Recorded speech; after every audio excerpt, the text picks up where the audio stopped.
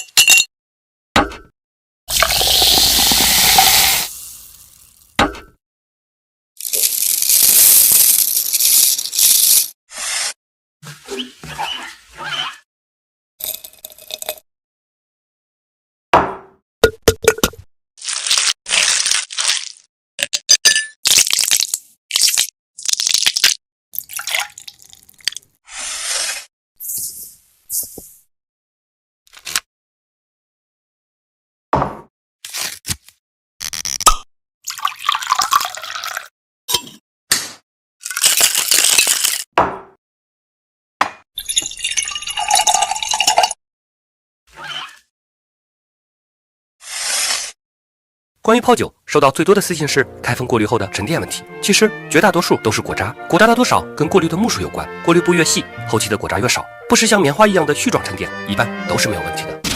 还有一些朋友问，水果泡了1年是否能喝？理论上高度数的酒泡的水果长时间是可以喝的，但是浸泡时间太长，泡酒里会出现一些陈味，喝起来没有水果的清爽感。所以多数的水果浸泡周期都在2到3个月为最佳，水果的清爽和果味融入到酒中的口感是最舒服的。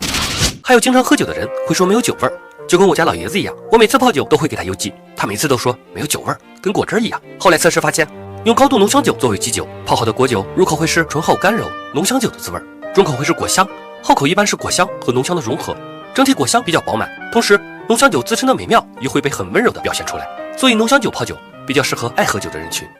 8月份我家老爷子过生日，我决定买1瓶好的浓香酒给他泡一次红茶荔枝酒，正好看到小糊涂仙珍藏52度浓香型，购买时发现还有开盖见惊喜的活动，有50宏光和雅迪电动车等奖品，我非常期待能中1辆车，哪怕是电动车。只中了6块6毛6，有中到车的朋友记得给我分享一下喜悦。开始泡酒，先放入红茶，再倒入酒，冰箱冷萃1天后过滤出酒，再放入清洗好的荔枝和冰糖，静待3个月，正好8月开封。大家有关于泡酒的问题直接私信我，一般看到后我都会回复的。今年将开启很长一段时间的送酒活动。第一期视频是在2023年春节当天发的。令我没想到的是，竟然收到了8000多份报名表，而且还在增加。我没想到会有这么多人报名，因为在年前我做好了第一批检测合格的泡酒，是100份50毫升的红枣朗姆酒。发视频前我还在担心，万一没人报名，这都够我喝半年了。没想到大家的喜爱程度超出了我的预期，我真的特别感动，感谢大家一直以来的喜爱与支持。还有几处没想到，第一，没想到在家调酒的人竟占到60%，爱喝鸡尾酒的人逐渐增多。可我没有想到，竟有这么多人愿意自己在家调酒喝。第二，没想到很多热心朋友的帮忙，因为视频是过年期间发布的，一时咨询量很大，群里有几个热心的朋友，在我没能及时回复的时候，帮忙给大家回复链接，让我瞬间感觉群的温暖。借此视频也向你们表达感激之情，我也会私信你们，第一时间赠送你们想要品鉴的水果泡酒。第三，没想到最受欢迎的第2名，受欢迎度最高的是草莓威士忌泡酒，这点我有想到。可排第2的是红茶荔枝泡酒，是我没想到的。上次做的红茶荔枝泡酒，虽然用的红茶不是很好，却让我感受到茶加水果加酒的无限可能。接下来我要做大量的茶叶口感的测试，我们一起期待。最后公布一下，第一批准备赠送的是红枣朗姆泡酒，报名表中选的这一项的有200多人，我将筛选出100人，然后逐个联系来确认。这次没有收到通知的朋友也不用担心，因为我们的送酒活动不止这一次，我会在每种时令水果上市的阶段，逐个把大家喜欢的酒都做一遍。比如说，如果下一次做的是草莓威士忌泡酒，那我还会从这几千份名单中找出选择草莓威士忌泡酒的朋友来赠送。所以从理论上来说，第一批报名的8000多人，在今后的时间里，基本都会收到一瓶你想品尝的某一款泡酒。这几天我在等包材和邮寄箱，打包就绪后，我就会邮寄出第一批泡酒，敬请期待吧。这是准备邮寄给粉丝的第一批红枣朗姆泡酒，共计100份。记得第一次品尝红枣泡酒的印象是绵密顺滑，枣香浓郁，这才是红枣的味道。红枣的甜美被酒浸泡后，在口腔中瞬间变得立体。每一瓶上都贴有2维码，收到的朋友请记得扫码帮我填写口感反馈表。如果整体反馈好，以后就按照这个标准来生产；如果反馈不好，那我再做调整，听取大家的意见后再生产。这样的方式虽然时间长了点，费用多了点，但我更希望做出大家更喜欢的口感。读着大家的每一条建议，我又增添了许多的灵感和收获。第一批红枣朗姆泡酒今天打包发走，期待你们的反馈。